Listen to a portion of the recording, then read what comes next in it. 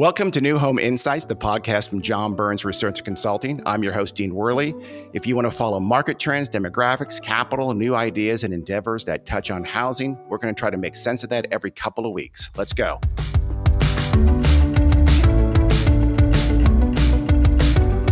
Hi, everyone. Welcome to the New Home Insights podcast with your host, Dean Worley. Today is our 100th episode of the New Home Insights podcast. So what better way to celebrate that than to have the person who came up with the idea to do this podcast, and that's John Burns. He's the founder and CEO, as I'm sure everyone listening knows, of John Burns Research and Consulting.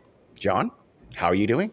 When I wanted to do a podcast, there was only one option, and it was you, because I knew you'd be great at this. So thank you. Thank you. In fact, we needed to celebrate this. So I had somebody figure out a good way to celebrate it. And we've each got your favorite beer. Yes. So should we crack your beer right now? Let's do it. Let's do it near the microphones here, too. All right. So take a drink. Why is your favorite beer called Therapist?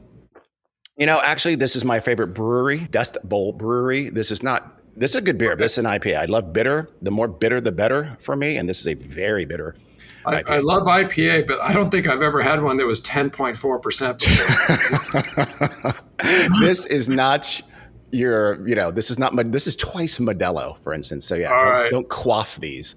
All right, so don't chug them. Okay. No, that's not a chug. If you want, we can shotgun these and then crush them on our foreheads. That's up to you.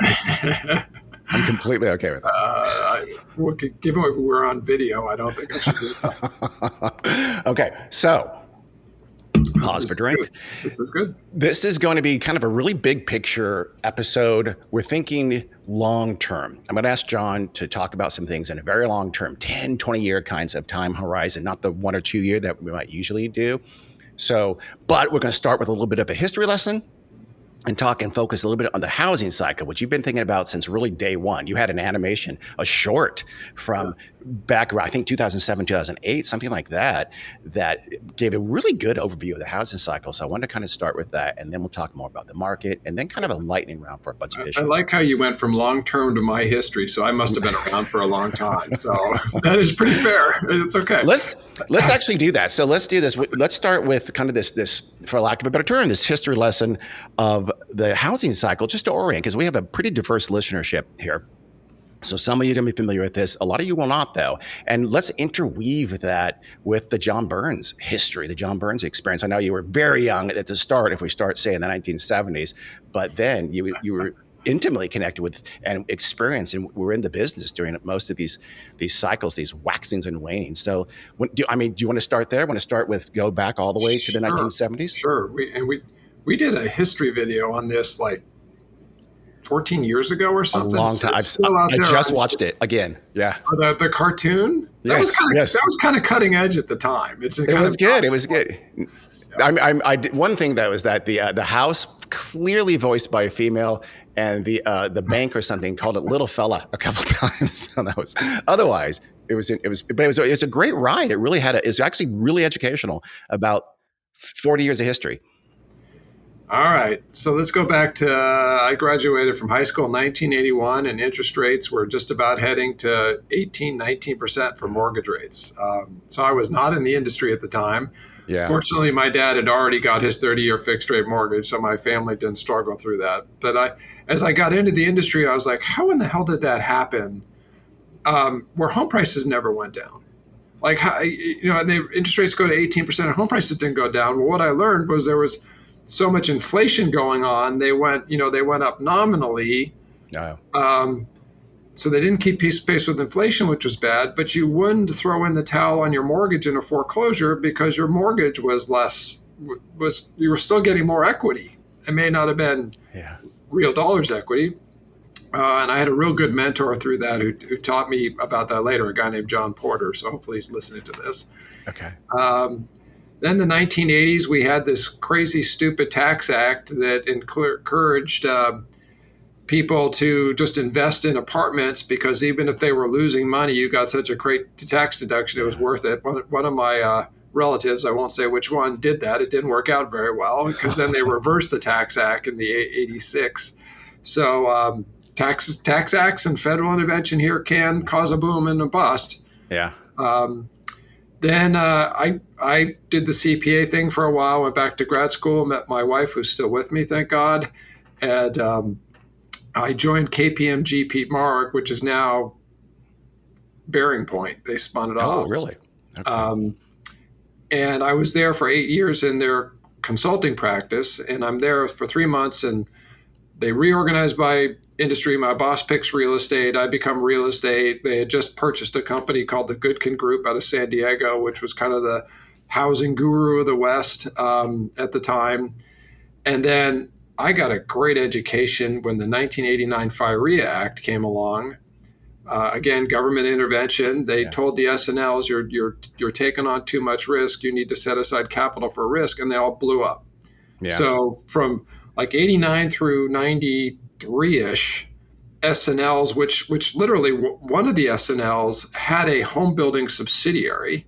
You probably remember Charles Keating, Yes. who was basically using savings, federally insured savings and loan money to develop land in Phoenix. Yeah. That didn't end so well. And there was a lot of Japanese investment in America at the time. And they were buying every piece of real estate you think you could find, particularly in California. I remember home prices went up 40% in 1988. 40% in 1 year. As mortgage rates were finally starting to ease back. Well, it had nothing to do with mortgage rates. Oh, really? It was crazy S&L backed investment. And then the 89 FIREA Act wiped that out. And then that was really when private equity in real estate really took off. So you saw Barry Sternlicht came in, and Morgan Stanley came in with what was it called? Kearney Street, and Goldman Sachs had Whitehall. Kearney Street, by the way, is the street behind Bank of America. So it was all the loans going out the back door that they were buying at a discount. I mean, I kid you not, that's how it was named. Really? In San Francisco, right? Kearney Street, San Francisco. Okay. In San Francisco, yep. Yeah. And so at KPMG, we were on the bank side of all the workouts, helping them restructure all these loans. And I learned so much. It was awesome for me. Yeah. Something that actually was a seminal moment for me, and I'll bring it down in a minute, is one of my developer clients, who is a Harvard-educated person, high-flying guy, lost everything, then lost his wife, and then nothing to do with this, but in a car accident lost his daughter, and then took his own life.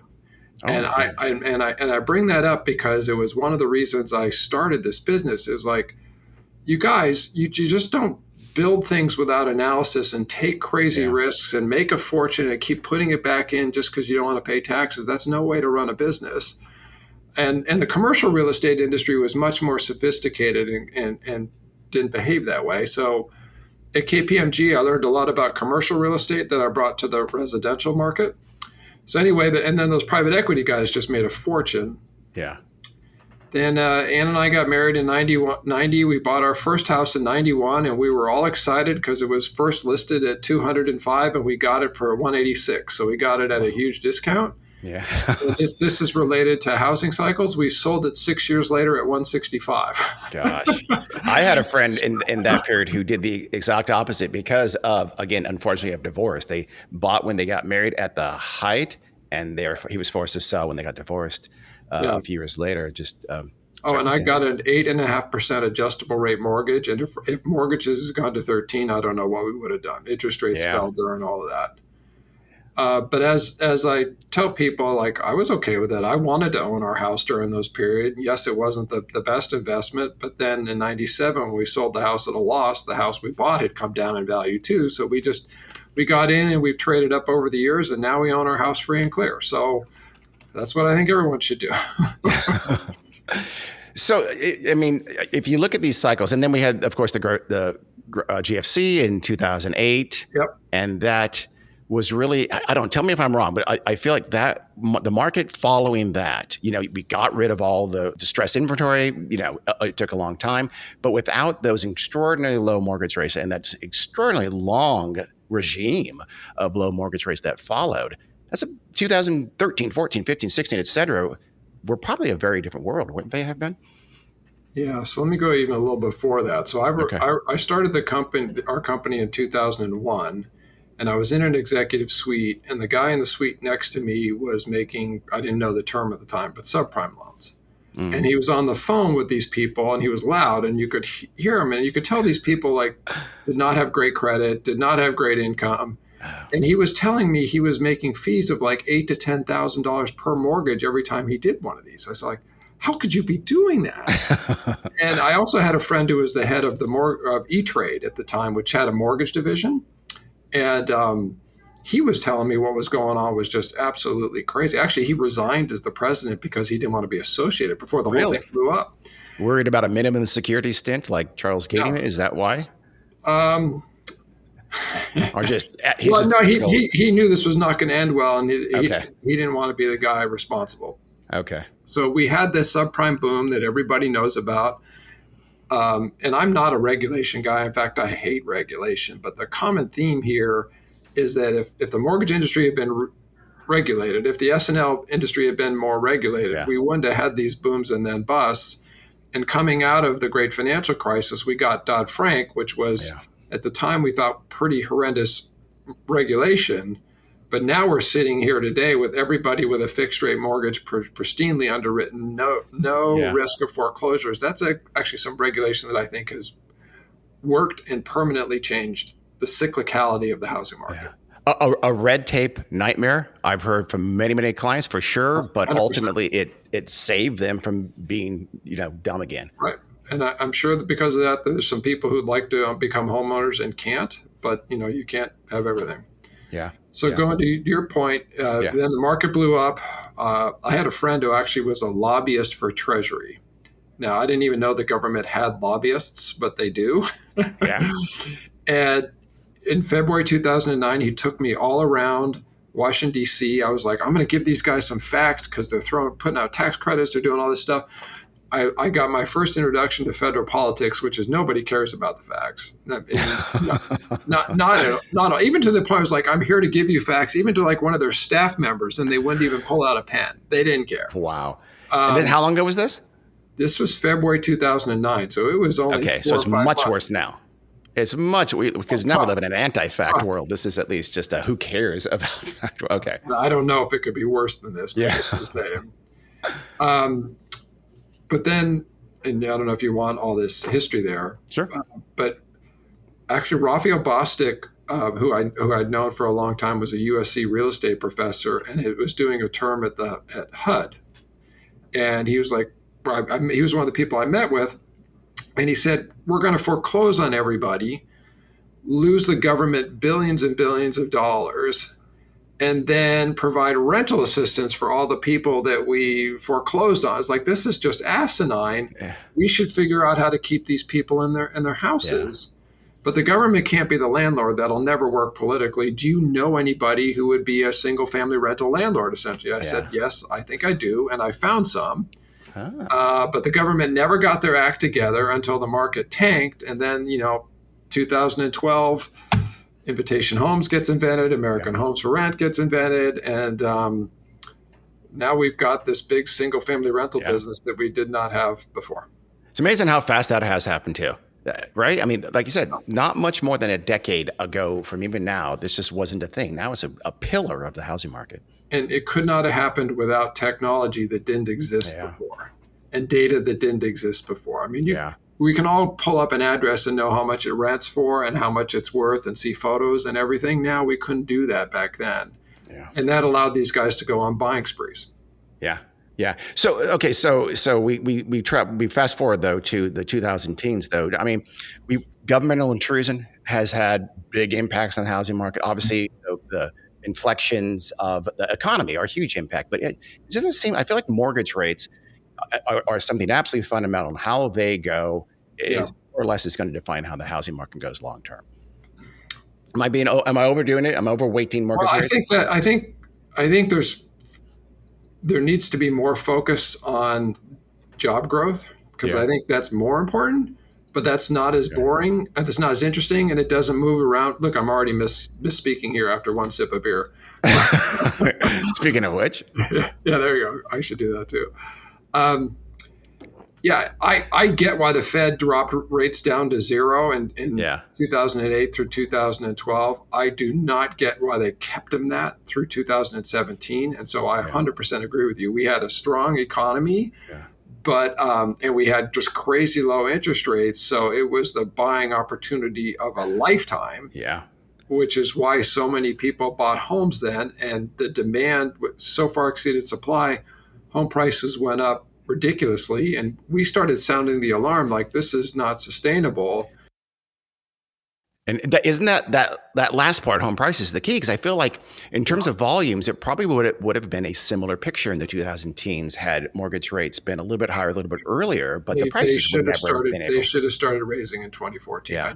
I remember telling Nick Timros, the Wall Street Journal, who covers the Fed, like, "What are they doing? What this makes no Yeah. sense." And oh, they're trying to get the economy growing more. And I was like, the economy was growing. It was great. Yeah.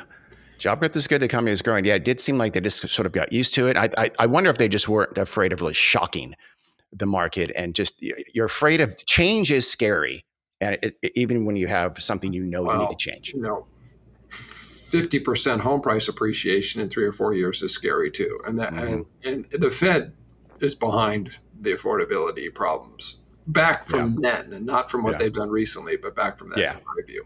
Yeah. So, So let's ask that. I'm going to ask you that infamous question of where we are now in the housing cycle. We get a lot of interest in that on our website, et cetera. And you cannot use the innings analogy, even though we both love baseball. I Yep. do love baseball, but not this year. My fantasy team is terrible. Um, Really? I'm in and the fourth. Giants aren't in the playoffs either. That's So, true. uh, I this is going to sound asinine, and it's not good for my business either. But I think Dodd-Frank has made the housing market less cyclical, Yeah. and I think all that bank regulation has made the housing market less cyclical. Yeah. Um, I don't know how we're going to overbuild the housing market today. Yeah. I really don't. I don't know how we're going to see a surge in resale supply. And if it was because interest rates came down a lot and people decided to sell their home, those are also people that are buying another home. So there'd be one Yeah. more buyer and one more seller in the market overall. I don't think that would cause a collapse either. In fact, if anything, if that happens, I think it would be home price appreciation, because we'd Yeah. see all those renters flooding into the market to become first time buyers. Um, and I just don't see any scenario other than one I can think of where we could see a spike in new home construction. Let's save that for. I want to do supply and demand in just a second. I Okay. want to two quick things here in this cycle thing, which is to recap your cycle is that we may be acyclical, at least for the I near. mean, I don't want to be that extreme, Yeah. Okay. Okay. but I don't think we're going to have the busts of the past. Okay. But I also we did just go through a boom, so we could have booms again. Would you say though that we are in a comparatively risky environment right now from our measures, from our housing cycle risk index and our key measure along those lines? Aren't we fairly But risky yeah, territory and I right don't now? want to be. I think that the downside scenario, and I go back to, is the recession, the job losses. If something, if AI wipes out millions of jobs, that's not going to be good for housing. So, I mean, that I think it's the economy that can make it cyclical, Dean. I want to follow up or end this sort of housing cycle module with just your take on the importance of the housing market. Right now, it seems like the housing cycle is just an absolutely massive part of the economic cycle and our economy as a whole. I mean, that's always been true, but is the housing cycle even more important these days? Um, I don't know if it's more important. I mean, it's the way we measure it. It's about 17% of GDP. It's been within 1 or 2% of that most of the time. I would say the remodeling market is becoming a Hmm. bigger share of that, because of how many people have got. First of all, you remodel your home generally when it's 20 to 30 years old, and we had a housing boom 20 to 30 years Yeah. ago. So all those homes are in need of remodel. It's time for you to move, but I got a 3% fixed rate mortgage. I don't want to Yeah. give up, so I'm going to add a room or remodel. And the home builders really have, although they're starting to pick up some standing inventory now, they just can't grow their businesses very much because the land development and entitlement is so onerous at the Yeah. local level that I don't think we're going to get back to 2 million homes a year for a very long time. unless I mentioned this earlier, the one thing I do think the government could do, which will sound crazy, but they do it in other continents, is they build new cities. And Yeah. I think, if you went east of the Denver airport, you could put a city there with some jobs. And if you went, down Highway 99 at the top of it before you get between Fresno and maybe Modesto, you could put a city Yeah. there. But other than the federal government or the state government deciding to do that, I don't know how we get a lot of supply, because every local government will slow it down and make it really expensive. That's happening right now in California, where there are some folks who are looking at building effectively a city in Solano County, which is kind of Yeah, outskirts of the Bay right. Area in Northern California, and it's gotten a tremendous amount of local antagonism We've toward been it. doing a lot of work for Howard Hughes, which is doing the Terravalis on the west side of Phoenix. But I did some work going back to my history here in the 1990s at KPMG, where I worked for the Korean government, had a subsidiary called the Korea Land Development Corporation. And they built 3 cities, Dean, with from 0 to 500,000 people moved in each in less than 5 years, God. with a train into Seoul to go to work. I mean, they knew how to get it done. Yeah, yeah. I don't know how you do that here. That's, and we also remember this is a much more diverse and just a much huger country with a bigger population base, and just widespread. The spaces between are dramatically more than they were in Korea. But yeah. Yep. So supply wise, that was actually my next, was sort of the fundamentals of demand and supply. Let's start with the supply then. Since supply, we just, over the next 10 to 20 years, again, using that kind of longer time horizon, there's just not a realistic scenario that we become oversupplied, or at least, or maybe even right supplied. Well, when we wrote our book on demographics 8 years Yeah. ago, we said we were oversupplied by 1.5 million homes. Now we're saying we're undersupplied by 1.5 million homes. Yeah. So I think it would cause a great recession would cause that. I mean, shutting the borders could Okay. eventually, hurt housing demand where something like that could happen. Okay. Opening the borders and doing some of these new cities would change things. We think we need about 1.8 million homes per year to get back into balance over the next 10 years. And we're only doing about 1.5 right now. Yeah. And the builders would build more if they could get it done. Yeah, land is expensive and land is difficult. I mean, do you ever see a scenario where sort of that over speculation, right? The 2000s were due to kind of in a sense over financial speculation. Would that ever be could allowing that to happen again cause something like supply to I mean, juice? those of us have been through that. I think, and my clients are reticent to do that, but someday somebody's going to come along who doesn't remember that day, and Yeah. will do.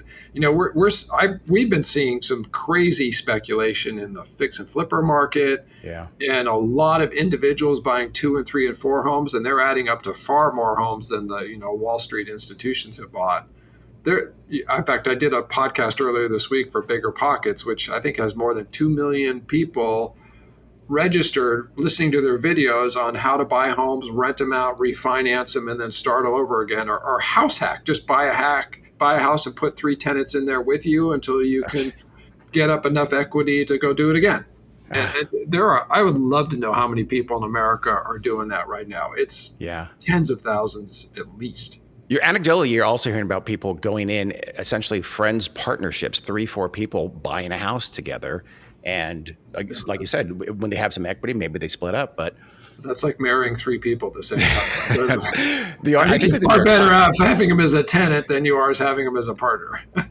Honestly, the headline was like, these 3 people bought a house together. Now they want out, or something like that. And so yeah, that could end not well. But the demand part of this, you look at demographics to really drive how we measure in a big picture way that demand part to coincide with the supply part, right? Yep. And that says, that's where you get this idea that our annual need is something like 1.8. That's mostly demographic driven, correct? Yeah, it is. So we need about 1.3 million households get formed every year. About 300,000 of them come from normal immigration. So, so that adds up over time. And we tear down about 200,000 homes a year. Somebody rips it down and replaces it. So that's another one. And then there's about 50,000 homes a year in second homes. So we add it all up, and we throw in the 1.5 million short, and that's how we get to Yeah. 18 million homes needed over 10 years. So long term, I know this goes back to supply, but long term, at least midterm, if not long term, it doesn't seem like it's very likely to have that imbalance in favor of supply. That's going to be really hard given what we've talked about, the Well, difficulties of yeah, entitlement. unless government does something. And we started Okay. this forecast talking about government regulation, which usually stop things. If government did something to kickstart construction, I do think it could Yeah. happen. Well, okay, what is that? I mean, other than, let's ease back on entitlements. Well, I guess that is important, but other than that, I honestly, what are the things that could Well, I mean, really juice the supply? government's one of the largest landowners in the country. The Bureau of Land Management, land is owned around Las Vegas, for example, is very well located. I mean, Okay. they could basically donate some of that and say, we'll let you build homes and at a 10% profit margin, go for it. And things like that, I think, could be successful.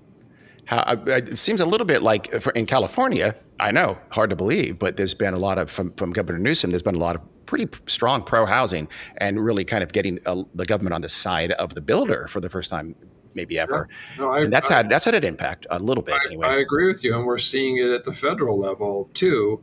Yeah. But at the same time, they're also passing environmental laws at the federal level that make it more expensive. So Yeah. you can't have your cake and eat it too. And then the way this, we're a fairly decentralized government, particularly when it comes to land laws. That's usually fairly local. At most, the state often varies is city's jurisdiction. I don't know how you do politically get that on one page. Well, you have to go to some place where nobody lives. Yeah. That's why I suggested some of these cities, but not in the middle of nowhere. Yeah. On up the east side, I just connected through Denver last week. I mean, there is a lot of land Yeah. around the Denver airport, and there's a lot of jobs not too far away, and you can drive to a Rockies game. That would be a perfect place for something like this. I just took the train from downtown Denver to the airport. There's a lot of land between there and where the Exactly. airport is east of Denver. That's right. Yeah. Yeah. But I prefer the train. So we talking about demographics. We've had this kind of millennial boom in a sense, a major something. I believe a cohort that's as big as the boomer cohort, roughly, isn't it? In terms of pure numbers. If you read our book, Dean, I did read your book. okay, and you're not. What you're not doing is you're not drinking your beer. I'm way ahead of Oh you. So God, you got to catch come on. up with me. Good point. Okay. So we broke the book into 10-year cohorts because it's easier to understand. Boomers are 19 years long. Gen X is 17 years long. You're comparing apples and oranges periods. Yeah. Because of the heavy immigration we had in the 1970s, that baby bust got filled in. There's not that much of a difference. It's 40 to 44 million people in every decade. But thinking futuristically, Eric Finnegan on one of our recent client webinars laid out this amazing chart. And sometimes the chart is a picture worth 1,000 words. The last 4 or 5 years, women have stopped having children. I mean, almost stopped. And so our natural growth rate is near zero, isn't it? It's like 0.3. Or I mean, he showed it by age. It was the right way to display it. But if this trend continues, we're going to start having population decline in a few decades, like Japan. We'll be Japan. Yeah. So all the growth has been in immigration, but on the flip side, the immigration has skyrocketed since the teens even. Yeah, we think in the last 3 years we've seen 700,000 more households formed than would have formed during normal immigration years, and 600,000 of those in the rental market. So this rental market, which had the 50-year high in construction that we all thought was going to crush the rental market, has basically been bailed out by a lot of immigration. Yeah. And I don't see how, I mean, already, clearly, if Republicans were to take control, they would almost certainly dampen immigration. You're starting to hear that more from Democrats as well. I don't see, we're going to have lower immigration in the near term, almost certainly, I would think. Well, the last 3 months it has trended down. So it's trending that way already. Yeah. So we'll see. I mean, so that'll be on the demand side. So we'll see. So maybe we might see a situation where just the activity, the demand and supply is still in favor of demand, but You maybe know, it's at a lower let level. me just say one thing related to this because it does, or maybe two things it does get Okay. enough attention. A big part of the immigration demand was because of crap that was going on in other parts of the world. It was not Mhm. about our government decision. And Eric pulled some great data together about this surge in hundreds of thousands of people we saw from the Ukraine, from Russia. There was a year or two where you could get out of Cuba through Nicaragua. That's right. Yeah. They locked down again in 2023 in China, and there was a surge of people coming here Mhm. for China. So it was things being done in other countries that was Yeah. causing the demand, and it wasn't so much our policies. But it takes two to tango. I mean, you could certainly shut down those internal policies as well, or certainly you could change them. Or you could try at least. But you're right. You'd probably be seeing an increase in illegal immigration, Right. I imagine. But thinking demographically, though, one thing that's going on, and in your book, which I read, Big Shifts Ahead, one of the things you talk about is how these different cohorts grow up with different realities about them. And one of those things that I think right now, the younger cohort, let's say in their 20s right now, is that they do face this extraordinary affordability issue. And so home prices are just unaffordable for them. So do you see something 10, 20 years where those folks just aren't in the buying game, those years where they would have been because of affordability? 100%. Okay. And we've really created the haves and the have-nots here. And one of the surveys our New Home Trends Institute does, and we do about, I think it's 18 different survey groups we do regularly throughout the year to answer questions like that we don't know the answers to. Um, they learned that about 40% of first-time buyers right now are getting help from their parents. Yeah. And we dug into this some more and said, okay, well, if you're over the age of 50, you have approximately an 80% home ownership rate. So 80% of the people you just talked about, their parents just made a couple $100,000 on their house and are Mm-hmm. locked in at a really low rate mortgage. And the stock market went up too. And so a good percentage of those people are able to help their kids buy a home. In fact, it was Yeah. 42% that are helping them with a down payment Wow. down payment, a security deposit on an apartment. They're even helping them with apartments. Wow. But the other 20% who are not related to those people, they're really stuck. Yeah. Or those people aren't going to get the help from those people because they need the equity to live on for the rest of their life. Yeah, Oh, yeah. it's going to Yeah. be an issue. So it's funny you say that because that was my next question was will generational transfers kind of rescue They this already are. younger cohort? And They yeah. already are. And I think people think that's, oh, when they pass away, you'll get all the money. It's happening before they pass away. Really? Yeah. That's okay. Yeah.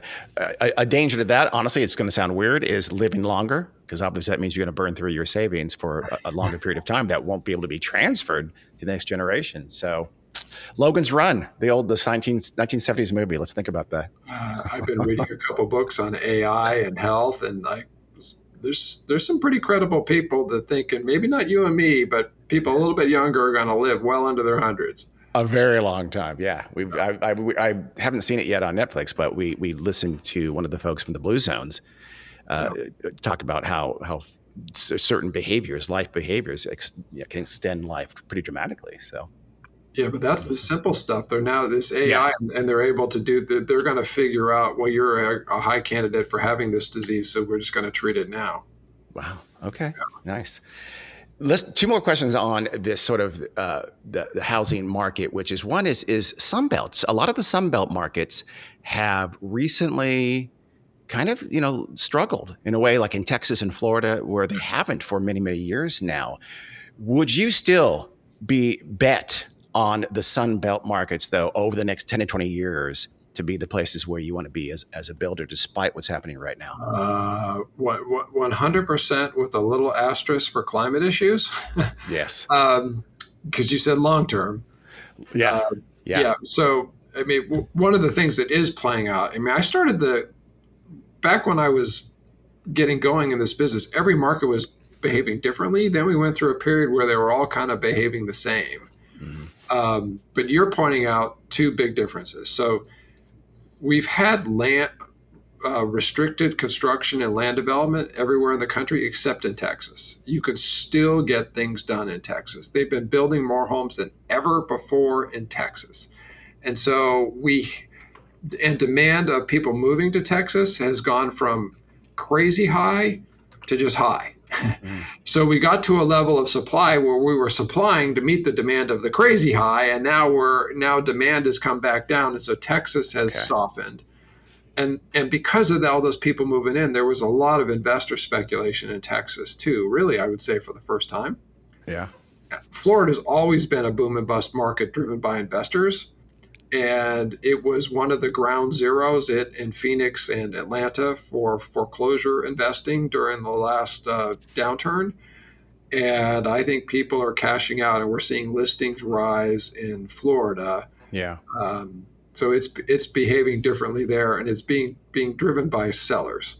Isn't also a lot of that is insurance related, right? As we see hurricanes Well, getting that's, more. I bought a home, I'm renting it out, I'm getting a nice yield. All of a sudden, my insurance costs double, my yield goes away. I've got $200,000 in equity since I bought the house. I'm just going to sell it. Yeah. And then very long term, or maybe not that very long term, climate change, whether you believe it or not, it's the waters are still going to rise. And Florida, long term, there are massive parts of Florida that are very. The one very thing you low. do have to believe is that insurance costs are going up because that's Yes. already happening. Because they believe it, and they're already ratcheting that in. Same with Well, California with they're fire believing it insurance. because they're already paying Yeah. for the claims on what's been happening. Yeah, yeah, and same in California with fire. Is that fire insurance in I California? personally think that's overplayed. Oh, really? Okay. I mean, Not if you're living in the foothills. How many areas in California are really in a fire zone? I know. They tend to extend that to as best they can. Will we see any kind of shift though as we see prices catch up? Right. One of the big thing about these markets you're talking about is their affordability. They're becoming gradually a little less affordable because prices have gone up so rapidly there. Well, this is How long is that going to take? Well, this is one of the things several of my smarter clients have pointed out, and it's always something I've been thinking about. And it's going to sound a little crazy when I say it, but America is relatively affordable if you compare it to countries that have been around a lot longer. Huh. Like, go try to buy a home in France or Japan, even the great cities are more. We talk about San Francisco and New York are crazy. Yeah. Tokyo and Hong Kong are crazier. Paris is crazier. Yeah.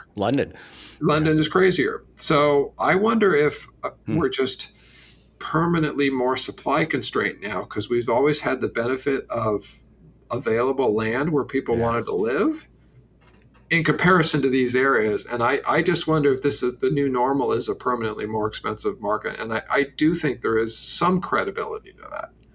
Isn't it? They don't have 30-year mortgages in the same availability, ease of terms as we do. We're the only ones that I'm aware of with 30-year fixed rate mortgages, which once again is a government program. Yeah.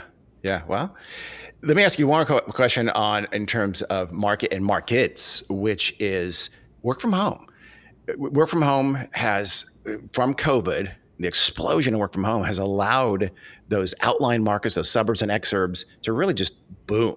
Where do you see work from home going? Will the Amazon effect take hold and have kind of a back to office and push demand towards more urban areas? I know. I need to send a thank you letter to Andy Jassy for asking everybody to come back to the office at Amazon because we've picked up 3 Amazon employees. 3? I thought it was 2. Yeah. Okay, 3. Okay. No, we just got our 3rd. Okay. I think during a recession, it's going to be very easy for companies to do that because people aren't going to have a choice. Yeah. During a market where unemployment is pretty low, which it is right now, about 4.2%, the employees have got the power. And I think people don't get it. I think this is a technology shift that is permanent. I mean, you've been working at home from us for over a decade. Yeah, since you started. Yeah. If I asked you to come into our Folsom office every day, you'd probably give notice right away, right? Don't answer that question, please. But I think you're going to see some companies like ours that are fortunate enough that we figured out how to do this and it works for the type of business we have, and you're going to see other companies that don't. Yeah. I feel like if you're worried about your employees not working well when they're not under your thumb, that's your fault. That's your fault for not Well, hiring the right folks and yeah, setting the right you're not systems. hiring good employees, or you've Yeah. got a business where you to be competitive, you have to hire not good employees, and then you Oh, okay. have I to, see. and then you have to have them in front of you, so Huh. you don't pay them very well, and Yeah. of Well, I've course, read that some of those folks are doing this to try to get rid of their sort of extra employees they hired during COVID. The problem is the folks who are likely to leave are folks that you really right. would want to keep around. If you They want have to the good get, resumes. if you need to get rid of people, get rid of your worst people, not Yeah, get rid. exactly. And saying no more work from home is almost certainly not going to be where we. Yeah, I agree. So if you're right, then what that means for the housing market is that we're going to continue to see a lot of demand in these fairly far flung markets, and that could help with affordability because those are usually Oh, cheaper it's markets. I need to add up how many of our employees have relocated from Yeah. California to other parts of the country and are so happy because they can now buy a nice house, or maybe my spouse can stay at home, or things I never thought I could do, I can now do. And I feel really lucky that I'm able to offer that to people. And I think Yeah. we have great retention. We've had some people that have just had to move because of Yeah. like family reasons, Yeah. and we've been able to retain some great people because of it. So Yeah. it's a win for everybody. I was talking up Denver. My wife was not happy about that. I've talked up Nashville. My wife is not happy about that. So yeah, I'm in California indefinitely. Yeah, you're staying. All likely, yeah. So let's talk about mortgage rates because I know that to kind of circle back to how important that is. But a lot of folks think we've done at New Home Institute, like you mentioned a minute ago, is doing a lot of surveys. One of the things we survey on is what do you think the normal, quote unquote, mortgage rate should be? And I think it was about half of the respondents thought a normal long term mortgage rate was under 4.5%. Are you worried at all that those folks are sort of indefinitely on the sideline because they're just unrealistic about where mortgage rates are going? Well, we all have a recency bias. So I think that's why, particularly if you've only been an adult for 10 years or something, Yeah. that probably is your norm. Yeah, Uh, 2011. It's been generally it was under 4% yeah. until very So recently. if you look at a 50-year average, the Fed funds rate is like 5.25. But let's say the new normal Fed funds rate will be 4.25. They just dropped it down to just 4.75, I guess, to Yeah, 5. So let's say they get down to 4. yeah, The 10-year Treasury should be about 100 basis points higher. Say that's 5. Mortgage rates should be 200 basis points higher than that. That should be 7. That would be kind of the normal. And I say that because I don't think the Fed wants to permanently or sustainably be much below 4 because they need room to move in a recession. So I think over the long term, the normal mortgage rate would be kind of 6 to 7, hmm and that's where we are right now. yeah.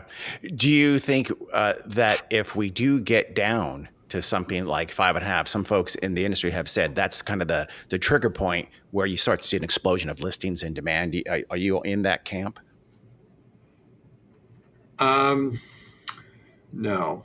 So we've been surveying on this, and so there's a couple ways to look at it. We've been asking people, at what rate would you become a buyer again? And Yeah. it started out at 5. It's moved to 5.5 because I think people are, and that's the norm. There is a distribution across that. Yeah. I think people, the longer it stays in the sixes, people get more accustomed to the sixes. Yeah. Of those homeowners that have a mortgage, 57% are below 4. Yeah. Okay. So that is a It was real. higher. It was higher, and Yeah. yeah, and 76% are below 5. That Okay. was 81 about a year ago. So some people are moving anyway, Yeah. um, but that is a real financial incentive for half of the homeowners with a mortgage not to move. Yeah. So if we got down to 5, Dean, I still think there's a real financial incentive for more than half of those people not to move. But I do want to add that like a third of homeowners don't even have a mortgage, Yeah. so that not everybody is incented to stay in place. I completely agree. I'm amazed how many folks have been moving, given how many folks have 3.2 or 3.5 or 4.0 or something like But that. life happens. Yeah. People need to relocate. And they get divorced, and or they've got so much damn money and equity built up in their house, they can afford to do this. So that is what's going on, and that's what you and the rest of our consulting team is really good at figuring out. Yeah. Do you think we do anything, given how bad affordability is, or how at least scary affordability is? Do we see anything, I don't know, imaginative on the mortgage front, like 40-year, 45-year mortgages? Is there a way we make mortgages easier to get to address affordability? I mean, we already have the easiest mortgage financing in the world by Okay. far. If I see Then one no. more article or one more pundit saying, well, it's so hard to save 20%, when you and I both know that HUD is a 5% down payment and covers home prices that are basically 65% of the homes on the market today. Yeah. You don't need 20, you need 5. Yeah. And then they'll allow you with a pretty lousy FICO score to go up to 45 to 50% of your gross income to get a mortgage. God. I don't think it would be responsible for our Okay. government to come in and be looser. Okay, so that completes our sort of market. Now, kind of a little lightning round here. I want to touch on a few topics. One of those, like builders and housing product and buyers. So builders, and be as controversial as you want to be. But what? Real quick, I know most folks listening are going to know this, but just lay out the kind of those advantages of being a public builder right now versus a private builder. Because my next question is going to be, do public builders just keep on gaining market share versus private? So what are the advantages? And let me clarify the definition of that. We use, you and I, we use public and private for kind of large and small. I'm talking about large and small. Okay. So if you look at the publicly traded companies in America, plus the publicly traders in Japan that have bought 34 home builders in the last 10 years, plus some of the largest private home builders in America like Shea Homes and David Weekley that are able to go to the public markets to get bond market funding, plus the subsidiary of Berkshire Hathaway, Clayton Properties, which the manufacturer. They do 50,000 manufactured homes plus quite a few production homes. You get to 58% of the new homes in America in these big companies. Pre-great financial crisis, that was 25%. So you've seen a big grab in market share here of people that have great economies of scale. The most important economy of scale is by market. So if you could be, and I'll pick a different one, like Perry Homes in Dallas is I think the second largest bigger builder in the market. They've got the scale in Dallas. They're just not everywhere else. Okay. You can get great pricing. You can go to all of the trades and say, I will keep you busy all 52 weeks, but give me your best crew, and I will work with you to make you as efficient as possible so you can give me a great bid, and it'll be a win-win for both of us. That is what these big builders are doing, and it is making it really, really hard for somebody who's got 3 projects a year to compete. And what those big builders are also doing is they're willing to buy those other guys at a pretty hefty premium right now. So the M&A market is just, and I think you've had all 3 major investment bankers on the podcast. We have, yeah. Those guys, if you want to be in a business, be in their business. They're having, all 3 of them are having great years because the big builders are getting bigger. Yeah. So do you see that continuing? Do you see that the privates, and we have some great private clients, so I'm kind of rooting for them because I like all of them. But do you see them continue to be sort of absorbed in more M&A? Their home building operations, yes. What I see them where their strength is in local relationships and getting land deals done, and I think they can sell the home building operations and really be the ones that the biggest shortage in the country is entitled land that we can build on. I think a lot of those sellers have moved over into doing that, and I think we need far more of that. I mean, is that their future then? They have to be very nimble. They have to have these great relationships. Or You do the projects like Olson Company does, where they go into the city and they say, I'm going to buy this ratty old shopping center or tie it up under option, get it rezoned, and provide some great housing in a great area. And the big builders, that's just not their game. There's not enough volume for that. So I think you're going to see more of that.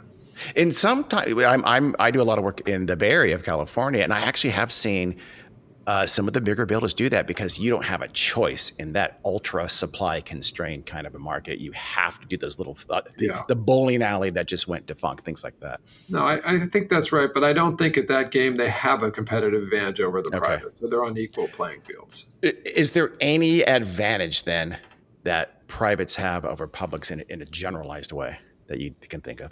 I think the local market relationships, the fact that their handshake is good, because Okay. the public builder division president, he may shake your hand, but then he's got to go to corporate to actually get final approval. The local guy doesn't need to go to corporate and get final approval. And Yeah. that's been a competitive advantage for the private guys. And the private guy shaking hand is probably the owner of the company. As No, that's what I opposed mean. to the land. You were shaking hands with the guy who's going to sign the deal, and plus you probably went to high school with him. So I mean, it's just a different relationship.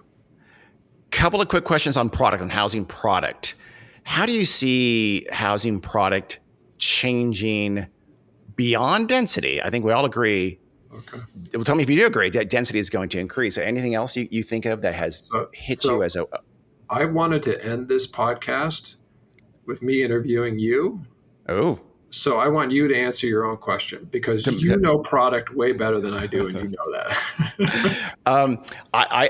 I do think that we go denser and denser and denser and denser and denser forever and ever and ever. And we'll see. You've talked in your book about suburban and about the idea of this sort of dense product in these suburban areas. I think we see an explosion of that kind of product in the forever. And we see more go attached back stuff. to our comments earlier about how these, many century old countries have turned out. That's what you see in these many century old, and that's where we're heading over the longer term.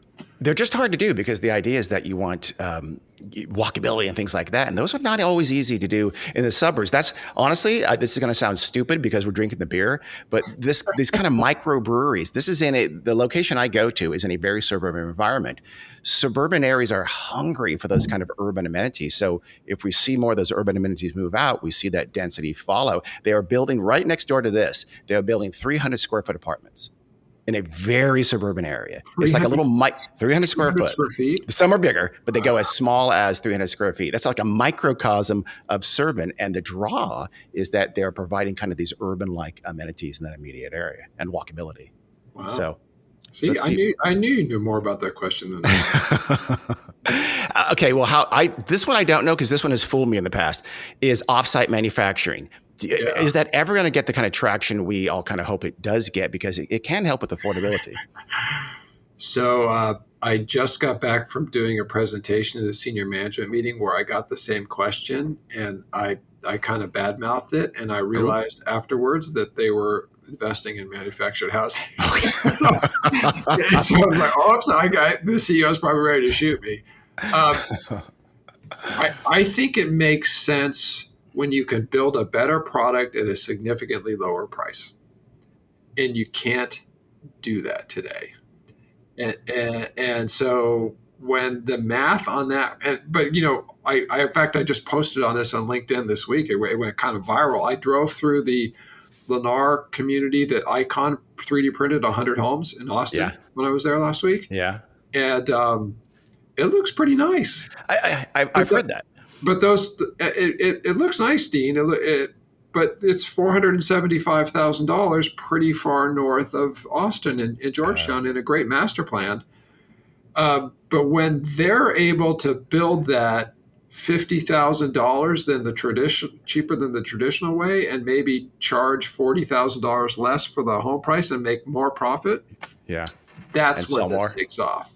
I've asked so many builder clients that question about offsite, and the answer is always kind of what you said. It's sort of that, hey, it's not that much cheaper, and it adds an element of uncertainty and training. So it doesn't really kind of pencil for us. It does have a lot of, I think about those residents, like you don't know what could possibly go wrong over the next 10 years in there. Yeah. So I think my guess is that the commercial sector has to adopt it in a big way and get that critical mass before the residential sector does. All right, Dean, we're coming up on an hour here, so I don't want more than an hour. So I want to ask you two questions to close. You got it. Okay.